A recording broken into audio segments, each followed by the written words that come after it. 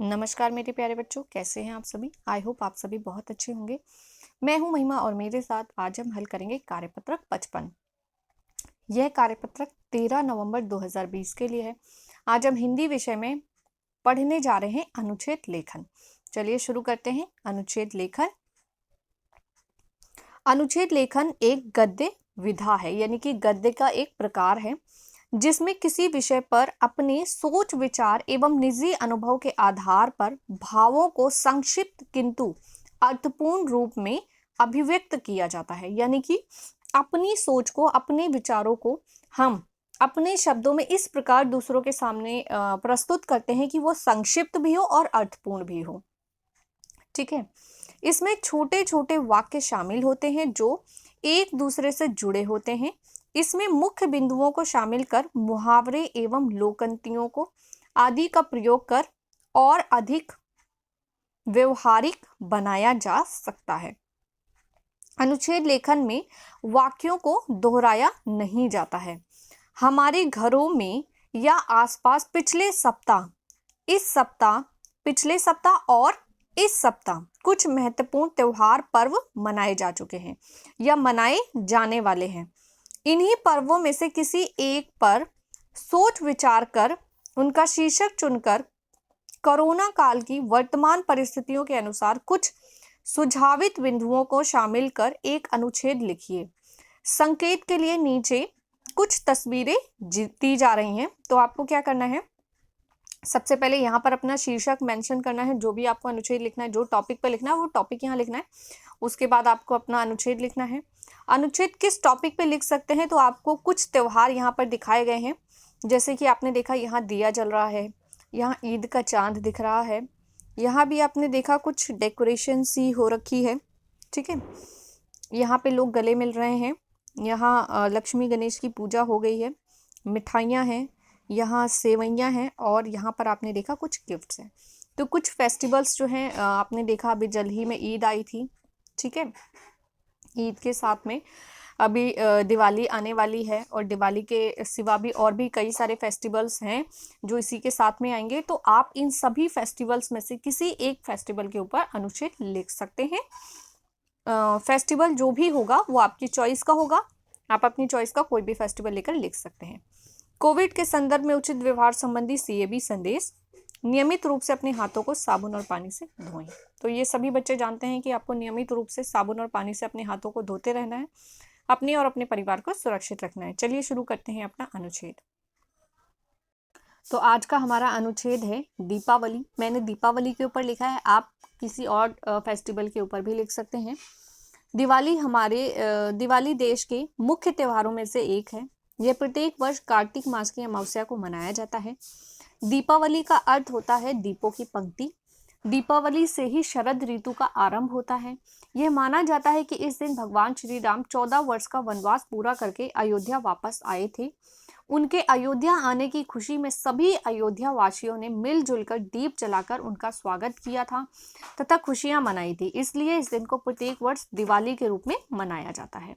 दिवाली से पहले लोग अपने घरों तथा दुकानों की साफ सफाई करते हैं। लोग अपने घरों, दुकानों तथा फर्नीचर पर रंग रोगन करवाते हैं। दिवाली के दिन शाम को लोग अच्छे अच्छे व नए कपड़े पहनते हैं। रात्रि के समय घरों व दुकानों में धन की देवी लक्ष्मी तथा गणेश को स्थापित कर उनकी पूजा की जाती है। तरह तरह के पकवान बनाए जाते हैं। अपने मित्रों तथा रिश्तेदारों को मिठाइयाँ आदि बांटी जाती है। घर को चारों तरफ रोशनी से जगमगा दिया जाता है। लोग अधिक से अधिक दीपदान करते हैं। दीपदान मतलब दिए जलाते हैं तथा रात भर घर में रोशनी की जाती है। यह बच्चों का प्रिय त्योहार होता है। व्यापारी वर्ग इस दिन अपने पुराने खाते बंद करके नए खाते शुरू करते हैं। इस दिन उनका नया लेखा वर्ष आरंभ होता है। कुछ लोगों की मान्यता है कि इस दिन जुआ खेलना चाहिए, परंतु यह पूरी तरह से गलत है। यह खुशियों का त्योहार है, इसलिए इस दिन किसी भी प्रकार की गलत मान्यताओं को नहीं मानना चाहिए। बहुत से बच्चे इस दिन पटाखे जलाते हैं और कुछ लोग आतिशबाजी के द्वारा अपनी खुशियों का प्रदर्शन करते हैं और अधिक से अधिक धन खर्च करते हैं, परंतु ऐसा हमें ऐसा नहीं करना चाहिए, क्योंकि आतिशबाजी व पटाखों से काफ़ी प्रदूषण फैलता है और हमारे वातावरण को गंदा करता है। आपने देखा है इसका उदाहरण तो आप दिल्ली में देख ही सकते हैं कि इस वक्त कितना प्रदूषण फैला हुआ है। आपको चारों तरफ धुंध जैसी दिखाई देती है, वो सारा पोल्यूशन है। आपकी आंखों में जलन सी होती है, आपका गला खराब होता है, और आपको पता है कि पहले से ही कोरोना महामारी फैली हुई है और साथ में पॉल्यूशन भी है दिल्ली में। तो हम दिल्ली वाले जो हैं ऑलरेडी बहुत ज़्यादा परेशान हैं। तो हमें इस तरह की चीज़ें तो बिल्कुल भी नहीं करनी, सोच कर भी नहीं करनी है, ठीक है। तो ना तो आपको पटाखे जलाने हैं और ना अपनी फैमिली या अपने रिलेटिव्स में किसी को जलाने देना है। सबको आपको एडवाइस करना है कि हमें ऐसी गलतियां नहीं करनी है। आगे देख लेते हैं। हमें इस त्योहार को खुशी से मनाना चाहिए और खुशियों का आदान प्रदान करना चाहिए। कोरोना नामक महामारी के कारण इस वर्ष हमें सभी त्योहारों को अपने ही घरों में तथा संयमित तरीके से मनाना चाहिए। संयमित मतलब होता है कि हमें बाहर नहीं जाना, लोगों से मिलना नहीं है, अपने घर में रहना है, अपनी फैमिली के साथ ही फेस्टिवल मनाना है और लोगों से कांटेक्ट नहीं करना है। एक दूसरे के संपर्क में आने से बचना होगा, क्योंकि हमें अपने और अपने परिवारों की सुरक्षा का ध्यान रखना होगा। क्योंकि आप सभी लोगों को पता है कि आपको अपने परिवारों का खुद ध्यान रखना है। ये प्रॉब्लम कुछ ऐसी है, हर साल हमारी दिल्ली में पॉल्यूशन फैलता है और उसके लिए बहुत सारे सॉल्यूशंस निकालने की कोशिश की जाती है, पर फिर भी हर साल ये बात रिपीट होती है। पर इस साल की जो कंडीशन है वो हर साल से बहुत ज़्यादा अलग है। हमारा देश, बल्कि पूरा विश्व, एक महामारी से पहले ही जूझ रहा है, पहले ही बहुत ज़्यादा परेशान है, और ऐसी सिचुएशन में किसी दूसरी परेशानी को भी झेलना बहुत मुश्किल हो जाएगा। इसलिए हम सभी लोग को, हमारे देश के सभी लोगों को इस महामारी से, इस बीमारी से बचना होगा और अपने परिवारों की सुरक्षा करनी होगी।